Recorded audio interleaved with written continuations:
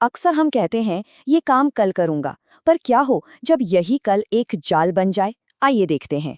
हाँ, किसी जरूरी काम को आखिरी पल तक टालना, ये आदत एक बड़ी मुसीबत बन सकती है।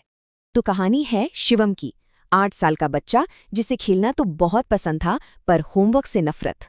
और उसका जवाब हमेशा एक ही होता, मम्मी कल करूंगा, बस यही, हर काम कल पर। और यही बहानेबाजी उसकी आदत बन गई, एक ऐसा चक्र जिससे निकलना मुश्किल था। मगर फिर एक दिन क्लास में एक ऐसा अनाउंसमेंट हुआ जिसने सब कुछ बदल दिया। सिर्फ एक नहीं बल्कि 3 सब्जेक्ट्स की कॉपी चेक होनी थी। अब तो भागने का कोई रास्ता नहीं था। शिवम का प्लान एकदम सिंपल था, स्कूल ही मत जाओ, बात खत्म। पर प्रॉब्लम से भागने से वो खत्म तो नहीं होती, बल्कि और भी बढ़ जाती है। अब तक तो ठीक था, पर छठे दिन माँ का सब्र जवाब दे गया, अब कोई बहाना नहीं। और पापा का नाम सुनते ही शिवम डर गया। अब तो स्कूल जाना ही था, कोई चारा नहीं था। जैसे ही वो क्लास में पहुंचा, जिसका डर था वही हुआ।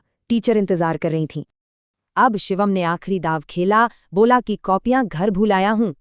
पर टीचर भी तैयार थीं। उन्होंने साफ कह दिया, कल सारी कॉपियां लेकर आना। उसे समझ आ गया था कि अब काम को और नहीं टाला जा सकता, उसे ये करना ही होगा। 3 पूरी की पूरी कॉपियां और समय सिर्फ एक रात का। वो पूरी रात बस लिखता रहा। ये नतीजा था छोटे छोटे काम को रोज टालने का।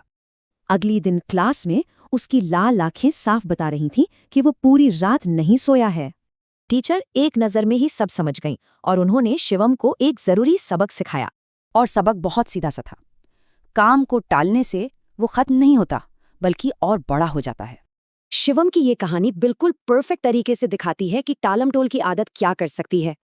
बस उस एक रात ने शिवम को बदल दिया। उसने वादा किया कि अब से सारा काम उसी दिन करेगा। तो शिवम की कहानी यही सिखाती है, जो काम आज हो सकता है उसे कल पर क्यों टालें।